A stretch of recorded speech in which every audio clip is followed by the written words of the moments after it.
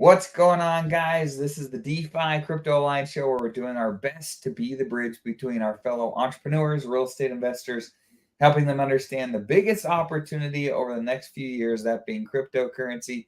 So we're pumped to have you along on the journey with us today. Corey, take it away. Absolutely. Corey Geary here, just truly blessed and honored to be with all you fine folk on this cryptocurrency journey where we're going to use crypto as that wealth creation tool and then use real estate down the road as a wealth preservation tool. And we feel it down into our bones that we are in the right place at the right time with this cycle and with this community and ecosystem and everything that we are building out. It is absolutely phenomenal, and it makes me feel good every single day when I get up in the morning and I see all the activity and building on Pulse Chain that is happening. We just had Dylan on our show yesterday. If you guys missed that, I would recommend go back and watch that, where he basically revealed the Aave fork fiat, an absolutely amazing protocol for the more sophisticated type of investor, or just a degen. If somebody wants to go out there and gamble a little bit, obviously we don't do that or encourage for others to do that. But, it's a great tool regardless to have on our chain. And there's so many others coming out. And it's just so awesome to see all this unfold. And even with some of the bullish news that we've gotten lately, we've gotten a little bit of a pump in our ecosystem. I feel like yesterday's pump was because of fiat launching and the assurance in our community that we're not dead. People, obviously buy Pulse when that happens because that's the layer one. And today, we got this court ruling against with the SEC in the Grayscale ETF case. And it's looks like another W for the crypto community as a whole. Obviously, the first one being XRP. So this is kind of exciting stuff that's going on. Incredibly exciting. I was reading through some of the information that came out today. So if you guys are unaware, Grayscale sued the SEC a few months ago, saying that they wanted clarity around how their products are being treated. They were applying for an ETF, as well as I'm less familiar with this, but they're calling it an ETP product.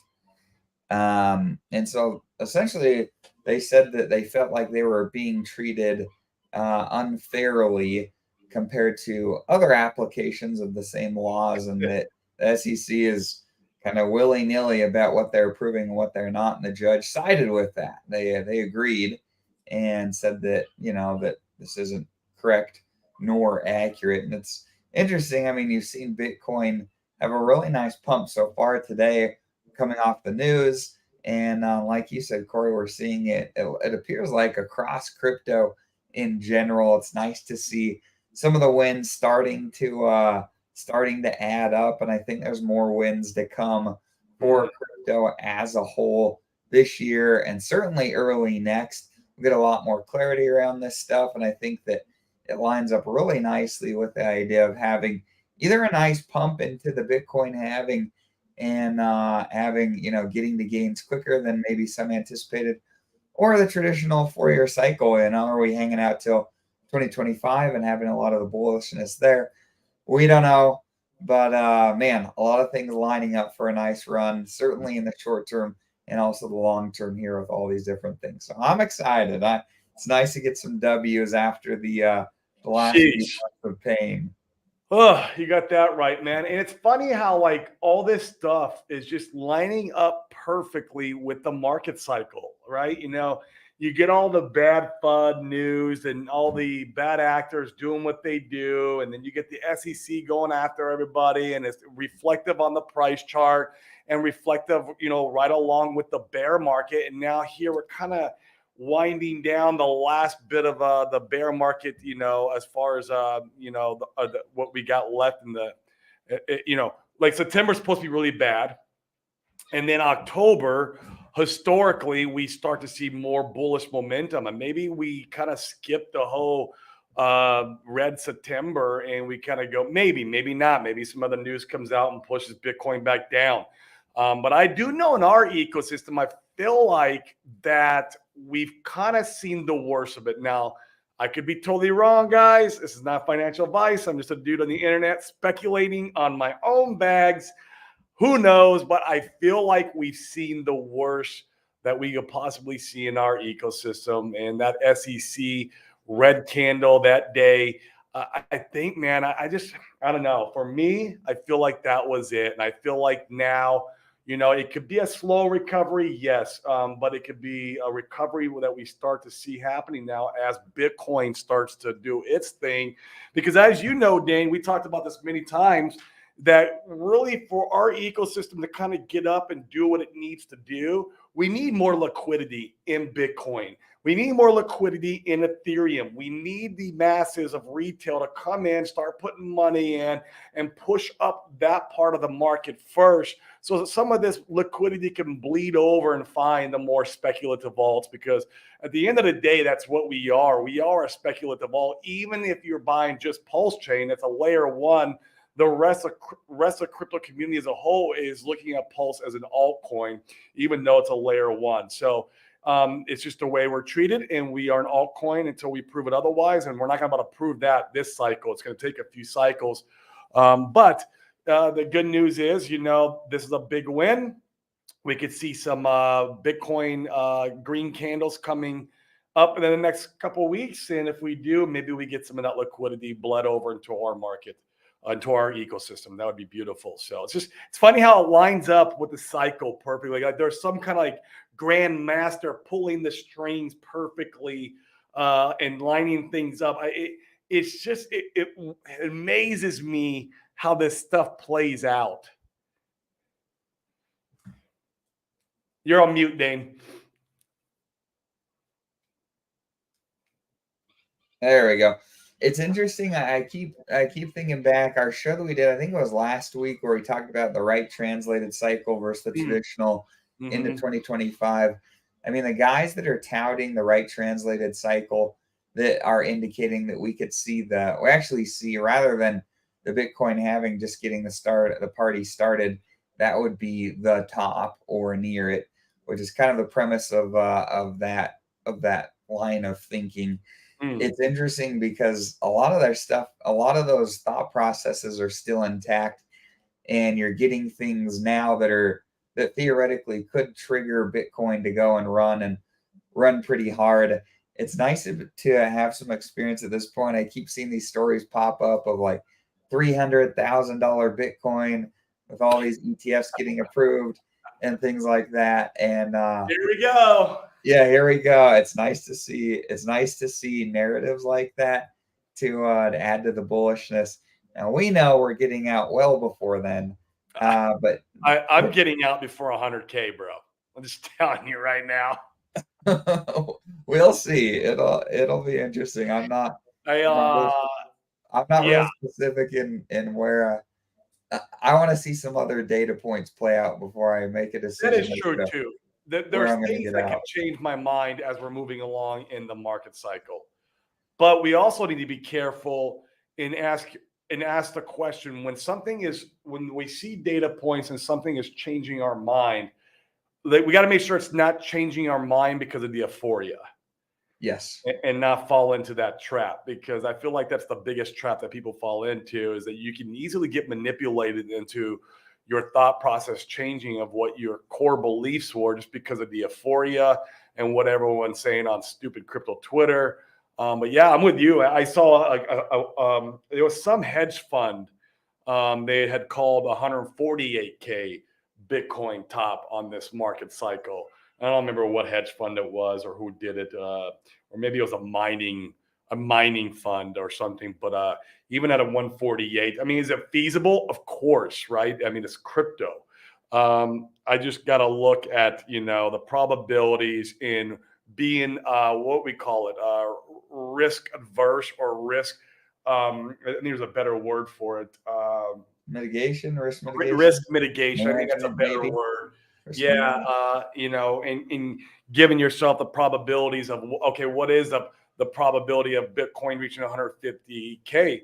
Okay, well, if you give it like a 10% probability of a Bitcoin reaching 150K, then that's realistically all you should have in the market at that time for it to play out to 150K is 10% of your total economic energy. And so, so those are the questions you got to ask yourself. Those are the things that you got to be careful about, especially when the euphoria starts to hit, because the euphoria is coming, guys, and it's going to be insane. And we got to all be careful. When they say most people are not going to make it, that's a true statement, because people get too euphoric in the bull run and they get too depressed in the bear market. You know, it's wild when you look at it, and I just want to make sure I'm not caught up in that. And we want to make sure that we're talking about this in our show, so all our viewers could also be thinking about these things. It doesn't mean that we're correct or accurate. It doesn't mean that at all. But it's just stuff that we need to think through, right? And we need to have unbiased thought processes and make sure our emotions are not getting in the way. Because, man, it's easy to get euphoric. I mean, I remember how I felt when Hex was just pumping up to the 12-cent mark when, what was that one, V3? That was awesome. V3. It'd have been awesome if I'd have sold there. Yeah, agreed. Agreed. I didn't. I filled a fork and I'm like, oh, it's going to 20 cents and I'll sell there. No, it did not happen. And yeah, I got faked out, and it is what it is. So it was a lesson learned. Right. Lots of lessons to be learned. The beauty is learning them during the bear market. You have lots of opportunities to pivot, to be able to position yourself to still get big wins. And I'm excited about that. I think that we're positioned really well right now. Like I said on our earlier show, I wish I would have been a little bit more patient with my money, but all in all, like I like the positions that I hold for the most part. I like how I'm positioned. There will be some adjustments to be made here over the next few months, just depending upon where we're at in the market. But all in all, I'm pretty happy. And at this point, my bags are packed, and now it's just a matter of largely waiting to see what the market will do with my bags. It's going to do good things with your bags. It's going to be up to you to make sure that you're not getting too greedy when the time comes, and so that's going to be the biggest plays, what you do with your bags when the market gives you, and it might not give you everything you want. That's the thing. And we have to live with that realization. The people out there, they want the 10,000X, oh my gosh, that's a tough one, man. Could it happen? Of course, anything can happen, but man, I'm not waiting around for a 10,000X, me personally. I'm not even waiting around for 1,000X, me personally. And so, if I got 100X, holy crap, I would be raving all the way to the bank. It would be amazing for me, my life, my family's life. It would be just phenomenal. I'd be rolling a lot of that money back into real estate and preserving it there until the next bear market. And if we have a short translated cycle, we might have a bear market upon us a lot quicker than normal if that were to play out. Yeah, right. I think that I'm in the same line of thinking here with Brett. I think October will bring consistent green candles. Early March, April will bring giant green candles. Yeah, and I think we could start seeing a lot more consistency in our uptrends. There'll always be volatility. I'm sure Brett's saying the same thing. But I think getting closer to I think getting into early next year, that's when we could see some more fireworks. I don't know. There's some people that are thinking we could see some pretty big moves here up till the end of the year. So I'm here for it. I'm excited, and we're just hanging out and waiting. So yeah, it'll be good. Lots more positivity to come. I think back to your question, Corey. I mean, what's the negativity that's happened? I keep thinking back and reviewing in my head, how much worse could it get?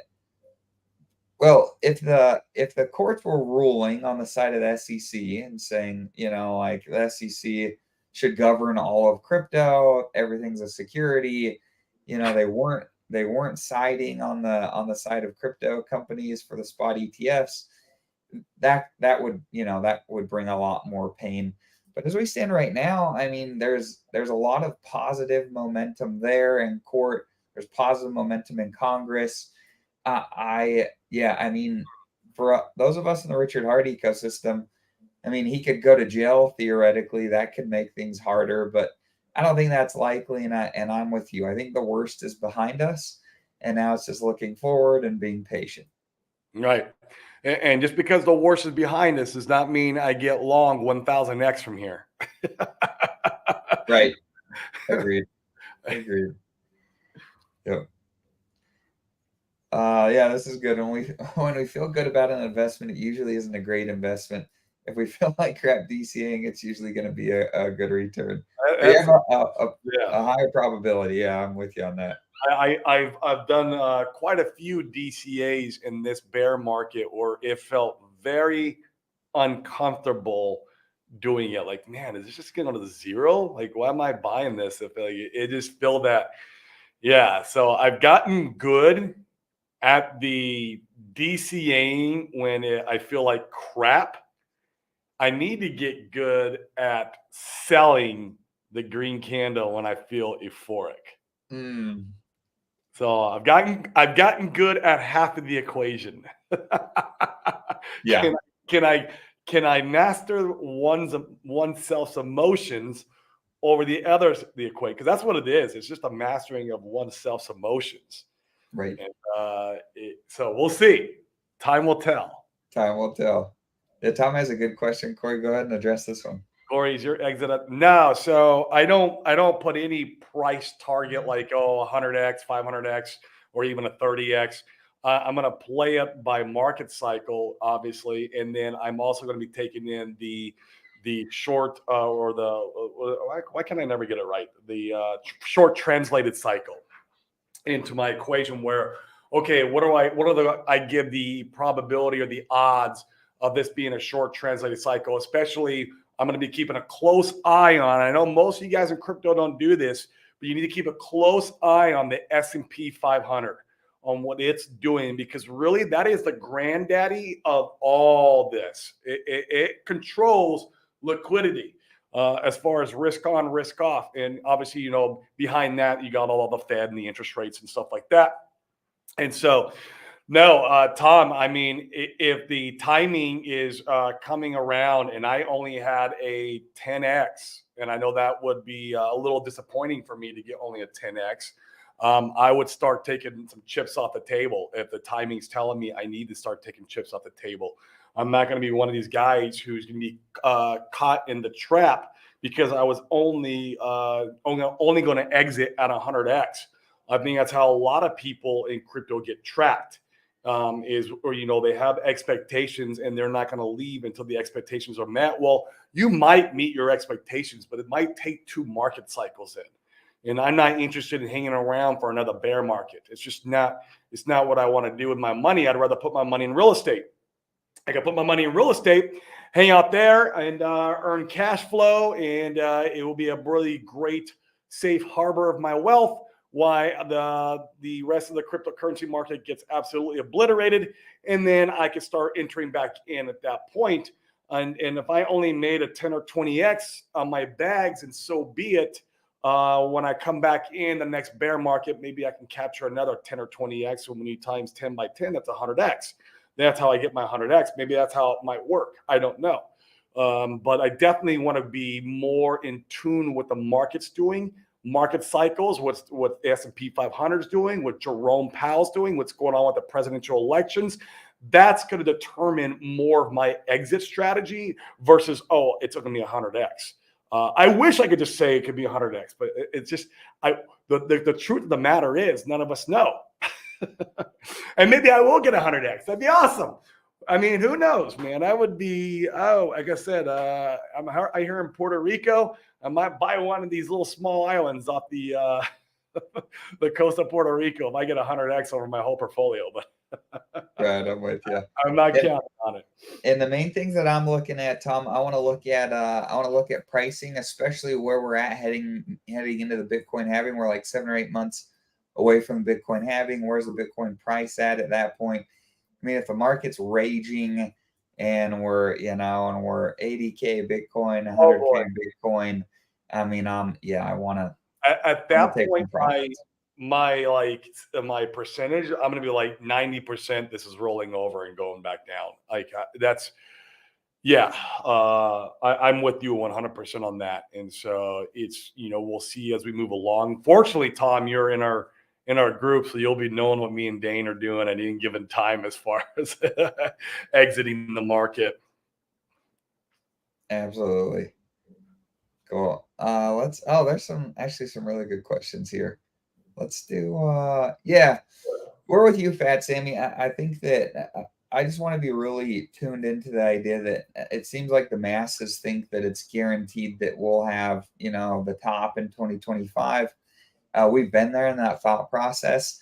And it tends to be that when everybody's thinking the same thing, right, it doesn't actually happen. Now, if you're here in crypto now, we are the small minority of people that are going to come in and buy the price charts up. So does it matter that much that the people here are thinking this when there's a ton of retail that come in that are not going to be thinking the same thing? I don't know, but I think it's incredibly unlikely that I think it's incredibly unlikely that crypto decouples from the rest of the market and it still is raging and does really good apart from the S&P stock 500. market, yeah, Yeah. plummeting. And I think and I could be wrong, but I think we're going to see some pain in the S&P 500 well before mid to late 2025, like many people are thinking with the Bitcoin cycles. And therefore I don't, yeah, I just don't think it's real likely that crypto holds out till then this time around, but we'll see. Maybe I'm wrong. Yeah, S&P 500 rolls over. That's a big indicator for all risk on assets to be you need to exit. Agreed. That's massive, man.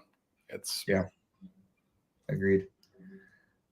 Yeah, it's fun to see a little bit of a pump right now. Yeah, if it was a pump worth selling, like you could consider doing it. I keep thinking about like the Hedron pump did like a freaking was it like a 30x from the bottom. I mean, that was something, in my opinion. Once again, you do what you will with your own bags. Something like that was worth selling. Right now you're up a 20%, 40% on some of your stuff. You want to sell on a 40% pump. Uh, no. I'm not real interested in that. Yeah, I'm Yeah, not interested in selling into this, but it's just nice to see some life momentum. ecosystem. Yeah. Agreed. That's a good one. You want to take this one, Corey? I'm into real estate with all my income from rentals and occasionally spec home builds. But will you guys consider holding a portion of your earnings in stable coins, perhaps yield farming?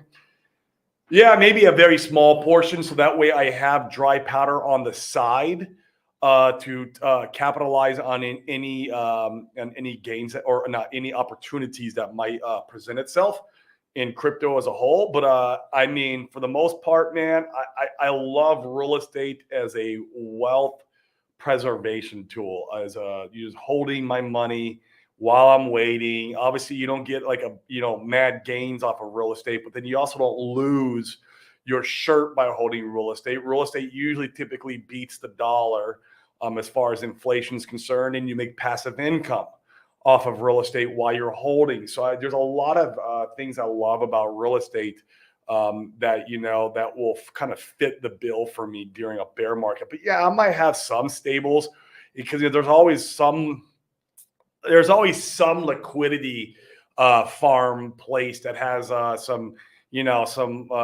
unrealistic APYs. Like for example, Fux right now is amazing because they're paying like I think it's gone down.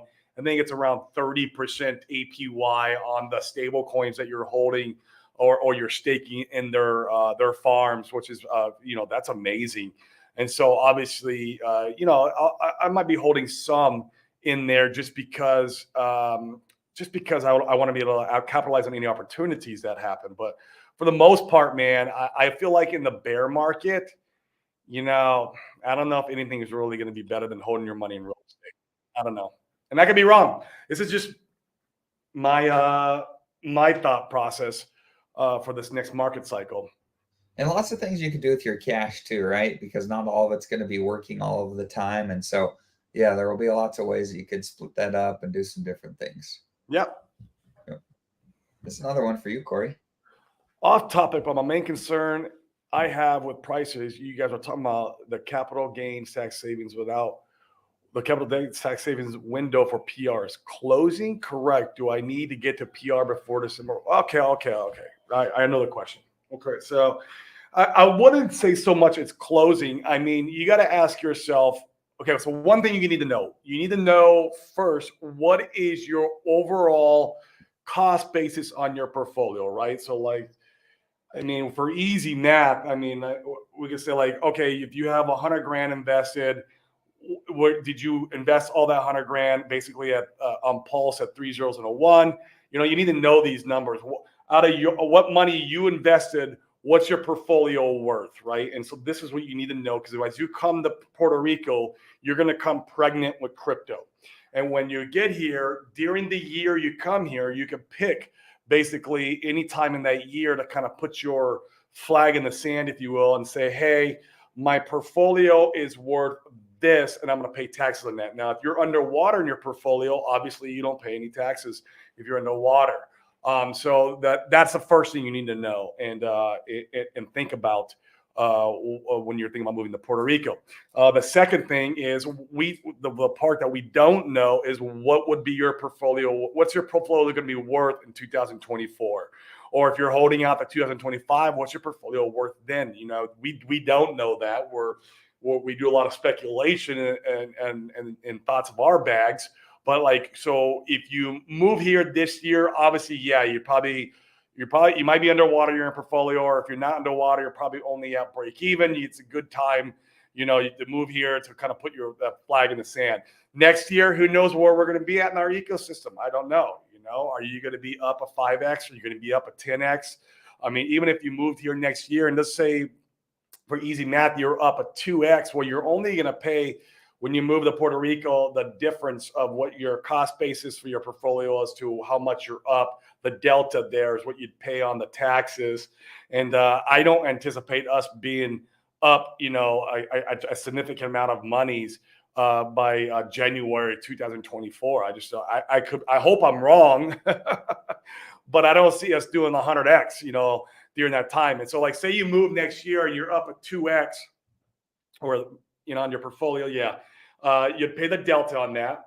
And then from that standpoint, where you paid, the delta from, any gains made after that would be tax-free. You experience some tax savings. Now, the one thing you don't want to do, and this is what a lot of people do, is my attorney told me, he's like, everyone was moving here during the bull run, like literally in the last market cycle top in 2020 and 21. He goes, everyone was moving here and they thought like Bitcoin was going to go to 500,000, thinking that they had a lot more gas in the tank on their portfolio. And they moved to Puerto Rico, and then the Bitcoin topped out at 67,000 and rolled over. And a lot of those people left. So they came here in 2020 and 21, and they left in 22 because they did not end up getting any more gains. So this is the things you got to have to ask yourself and figure out, when you come here, how much more gas in the tank will there be? If you're coming here on Q4 of 24, or maybe even like 25, yeah, it's probably the wrong thinking. You wouldn't want to come here in 2025. You're coming here at the market top. You're not going to you'll have to pay the taxes and all those gains that you already got from when you built your portfolio, and there's not going to be much gains left in the tank. So it's a tough one. It's a really tough one. That's why I'm here now. Dane's thinking about maybe coming down at the end of the year or Q1 next year, which I think he'd be just fine. I don't think we're doing anything significant, in the short term. But maybe middle of next year, Bitcoin halving happens. We don't know what's going to happen with the ecosystem or what we're going to see in the stock markets and everything else. So it's a lot of things you got to think through, man. And there's unfortunately I can't tell you like a straight answer on that. But I hope I gave you some ideas to think through. You can't come here after you've already made the gains.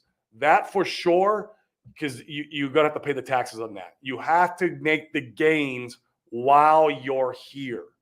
It's the same when you sell a business here. I have a buddy, he moved here last year, and he's got a very lucrative real estate software company that he's going to absolutely kill it on.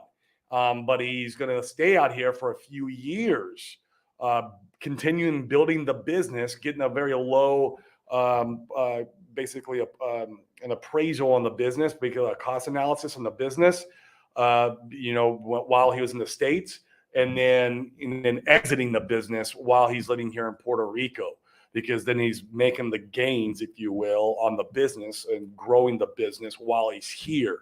So yeah, if you've already done, if you've already made the gains, it's too late. I hope that helped. That was a long-winded answer, but there's a lot to think about when you're thinking about moving to Puerto Rico.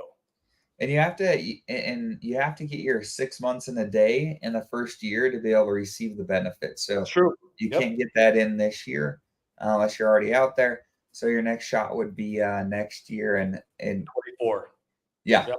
So, but the good news is, if you come out in 24 and you're like, hey, I'm doing this, you don't need to get your 6 months in a day to start taking the tax benefits. Literally the day you get here, as long as you commit and do that 6 months in a day, when you're here, the day you get here, you start receiving the tax benefits that day. And so, that's the good news. So if you're planning on 24, it could still be a great opportunity for you. It depends on you and your family, your situation. Obviously, you're going to have to make a big move. I love moving. I love change. It's, the way I've lived my life for the majority of my life, and my family, they were all about it. And so it made sense for us. It's definitely not going to make sense for everybody. Perfect. Yeah. Do you need a plane ticket back to the States?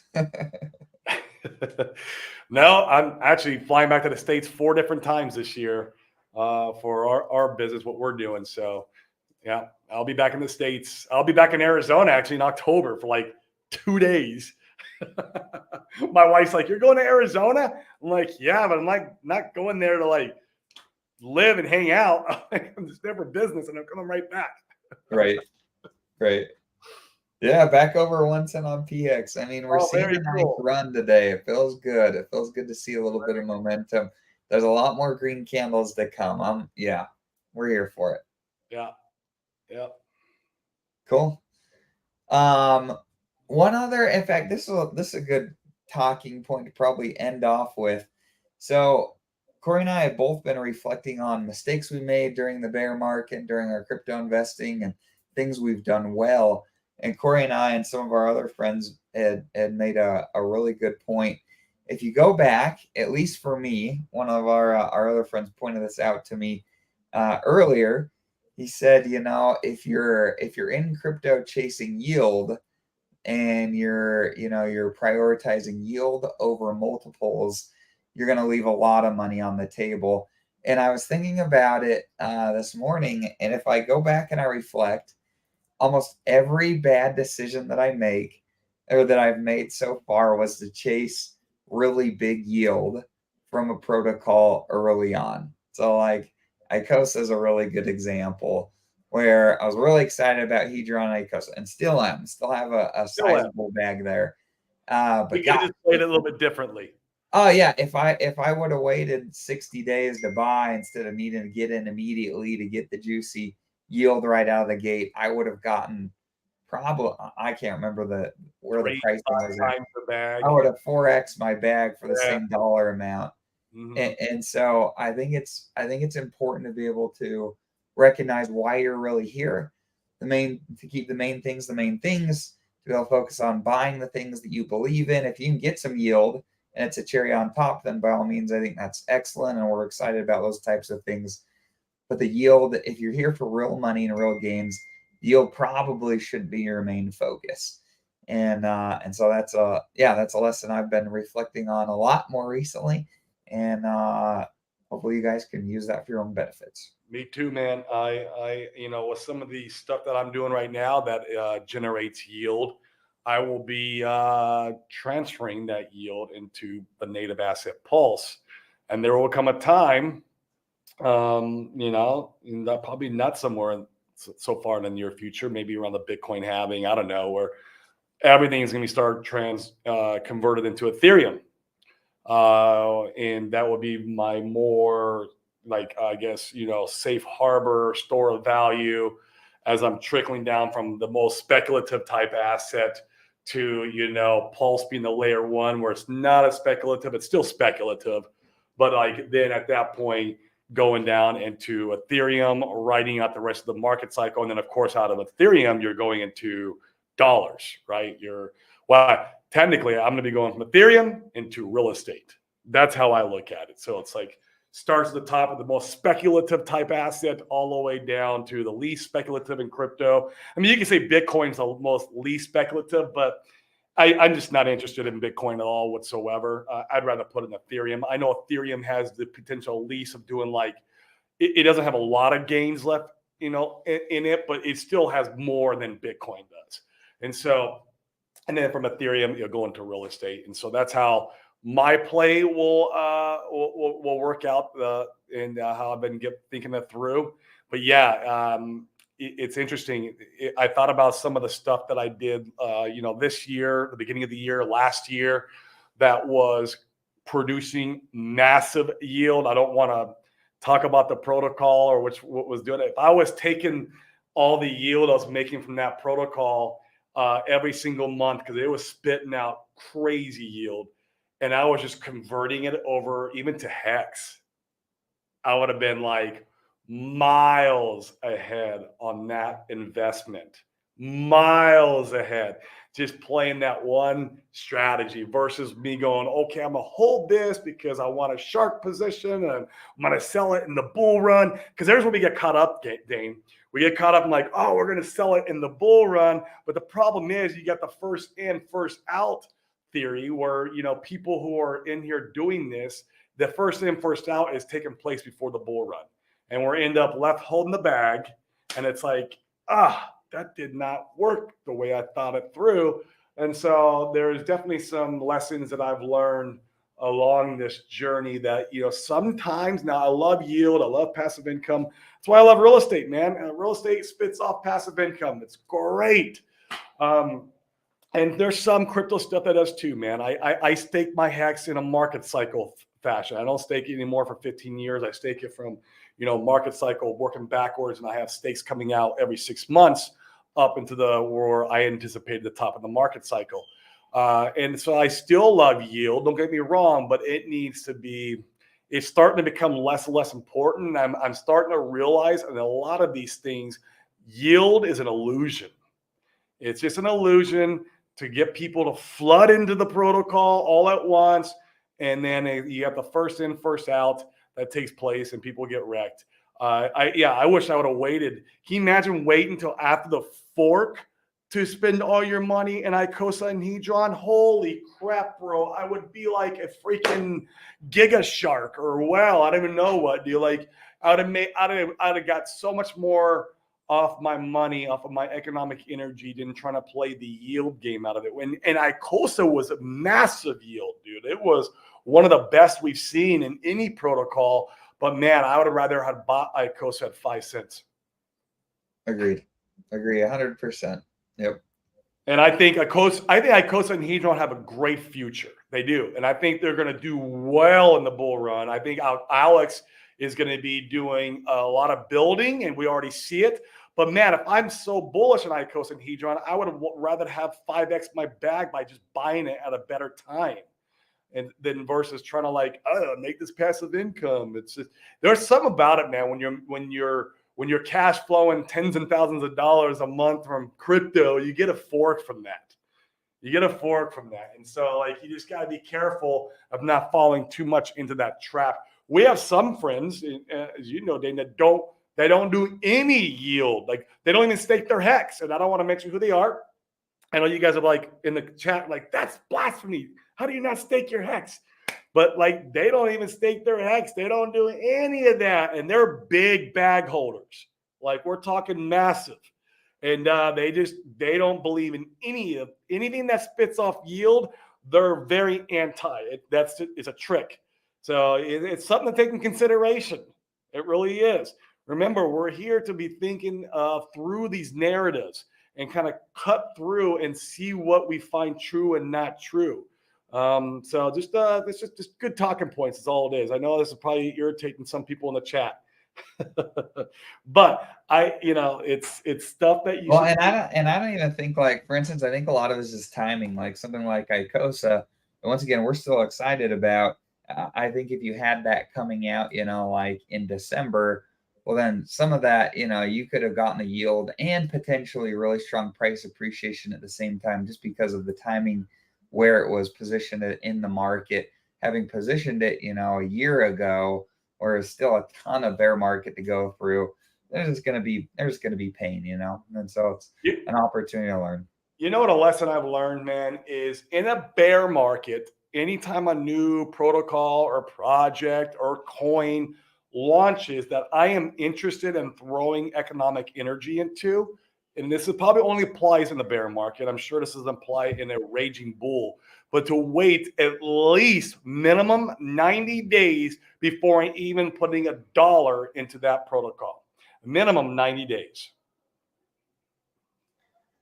Yeah, that's interesting. That's a good question. Yeah, do you earn PHUX in the farms? Do you also earn the farm staked amount too? Yeah, so you get both.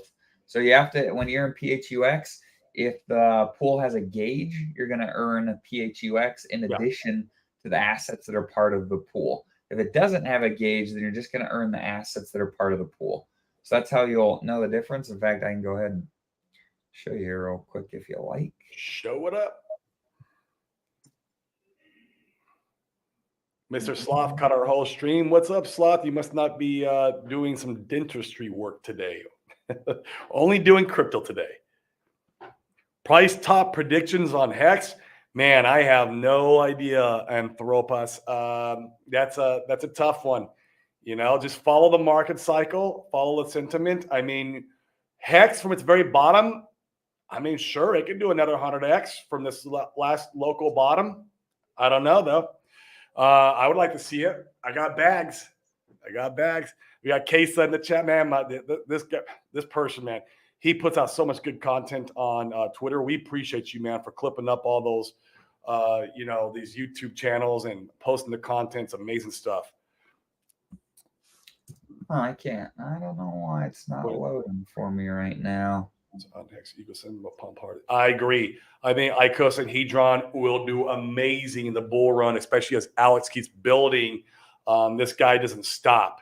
And so literally we can see Icosa and Hedron pumping so hard, and this is more speculation, that it actually pulls up Hex, from a direct result. And I was talking to Sloth about this. Actually, if you guys go back and watch me and Sloth stream, he kind of like shined the light bulb on that for me, or turned my light bulb on to that thought process. If it's pumping hard enough, it will pull a Hex up along with it. And so I'm excited to see all the stuff that he's rolling out. You couldn't find it? I mean, I don't know why it's just not loading on my crypto computer. It's loading fine on this main work one. I don't know why it's not loading. I can't get it. That's all right, though. Yeah, when you go on, I mean, you'll be able to see in the pools. It'll say if it has a gauge or not. And that's how you'll know. So, yeah, it's pretty straightforward. Yeah. Have you guys yield farming bridge stable? Yeah. So what I'm waiting, as I'm waiting for DCA, right now I don't have any stables in there, but I'll probably put some in next month. While I'm waiting for my DCA opportunities, I keep them in the bridge stable pool. I use it like my ATM. You can go in there and you can tell how much you want to pull out, and like, oh, I want to do a couple grand today, and you'll just tell it, and it will give you the amount that you asked for, and that's how I treat it. And you're earning fucks while you're just chilling with the stable coins. I mean, there's no other protocol, I think, right now in crypto that's doing that. It's bananas. And your permanent loss risk is pretty low in that pool. You don't, theoretically, as long as the bridge is strong and none of those, Right. Have a huge depegging event, you just don't run a ton of risk in permanent loss there. So something to consider. Yeah. Are you familiar with the Ultron blockchain, Corey? I'm not particularly. No, must be a little on the newer side. I haven't heard of it. Yeah. Yeah. But I'll give you the lens that we look through things. So we have what's called our kind of like our crypto buy box. You use one in real estate as well, where essentially it's just the parameters through which you're interested in looking at things to buy. And that's, it's a really important thing. And for investments in general, you don't need to buy everything. You need to get really familiar and comfortable with things that you like, figure out how they work, and then know those things like the back of your hand. So when opportunities come, you can sift out most of the garbage. It's very common to look at 100 different things before you find one or two or three good things. And so you need a lens through which you can sift through the crap fast. So the lens that we look through, generally speaking, has 5 different things. Here they are. The first is a founder with some sort of track record. It'd be nice if it was somebody that had tons and tons of crypto experience, but crypto's new enough. There just aren't hardly many of those people around that we could look at a body of work and say, gosh, they've done all these different cryptocurrencies. Well, there's someone that's good to bet on. There's just not many of those people. So we want to see things that are, that are beneficial outside of that. Could they run a business? Were they an entrepreneur? Were they good at marketing? Do they have some sort of credibility, something more than some dude coding in his mom's basement, hoping that he can make the next Ethereum or whatever it may be? That's the first thing. The second is community. Community is everything. If you don't have a community, I don't care what you have. You could have the best tool or cryptocurrency in the world, but if you don't have a community to spread the word, you probably have nothing, which leads to the third thing. There needs to be really strong marketing. Like anything in life, if you're not marketing, you're dying. And that's typically done in crypto through founder and community members. Marketing, we want to see events, we want to see content creation, we want to see cruises, postcards. I mean, Crypto Heartbeat saw a freaking infomercial late at night about Hex. I mean, this kind of stuff is wild, and it's done by the community. So it ties back into the community. These are things that you need for any business in life to succeed. But go on, Dane. Yep. And the fourth thing is we want to see strong fundamentals. So when I say fundamentals, and once again, people disagree with us on this probably, but gosh, in crypto, we're already at the tip of the spear as far as technology in a new market is concerned. We don't need to be at the very tip of the spear. And what I mean is we like things that have already worked, that have a use case, that have shown that those ideas were ideas that people liked and they liked a lot, and they bought those price charts up really strongly. So something like Pulse Chain is interesting because we've seen layer one blockchains already perform well. Something like Fiat is interesting because we've already seen Aave perform well. Something like Fame is interesting because we've already seen GMX perform well. So we like things like that where there's already a use case. Fundamentals, it's shown that those ideas already work. And then the fifth thing is we want stuff that's built to pump, and if it produces passive income in addition, all the better. And once again, it's easy to look back and say, hey, like what ideas tend to do well. If you look at things through a buy box where it hits all 5 of those check marks, you probably found something with some serious teeth that you can look at seriously. Time and time again, we've seen that if we buy things that hit all 5 of those check marks, that we haven't bought anything that's been a scam or gone to zero. That doesn't mean there's not volatility, but it's kept us out of the scams and the go to zero types of things. And so you could use that to be able to look through, use that lens if it's useful to look at the Ultron blockchain or anything else you may be interested in. Yeah. Well said. Yeah, we'll have to have Sloth on. That would be a really interesting conversation. I like that idea a lot. Yeah. Sloth, reach out to me on TG. Let's get you scheduled back on maybe this week or next when a time fits us all. Let's get you back on our show too. Always love having conversation with Sloth, man. Always learn something. And like I tell, this is anything in life. I always want to be like the dumbest person in the room. If you're the smartest guy in the room, well, then you're not going to learn nothing and you're just not going to grow. And so Yep, absolutely. So all in all, bullish stuff coming, you guys. I'm telling you, ETFs looking strong. Court cases, Congress tend to be more and more on the crypto side of things, which is good. And man, the opportunity to be able to be building bags now. I think is going to be life changing over the next year or so. So go back, heavily recommend going back and looking at our show that we did. I think it was last week where we talked about the cycles. Last Monday. We got extra in fact, we got extra people that are here that may have missed the early part of the show. Let me just give you a really quick summary because gosh, I think this is really freaking important. If you look at, all right, can you see my screen of Twitter? Yes, sir. All right. So there are two main thought processes as far as the Bitcoin cycles and how those are going to go. The first one here is the main predominant one from my polling Twitter. It has the next crypto top in 2025. If you look at this, it's frankly pretty compelling. These cycles. The thing that is different this time is we're not in a only money printing type of economy where things are just nuts and only going up. And I think that's really important to weigh in for your projections for the next crypto cycle top.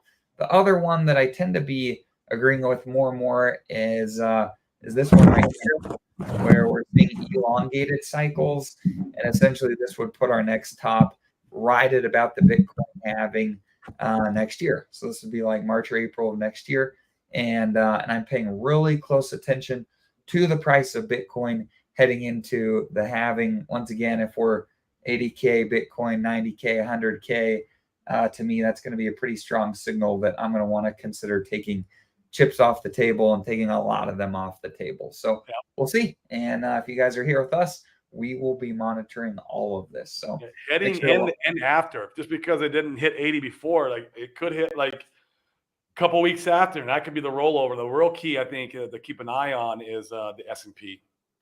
Yeah, love it. Love it. So we appreciate you guys being here. Make sure to smash the like, subscribe on your way out. We're here to pump everybody's bag. And with that, we'll catch you guys later this week. See you guys.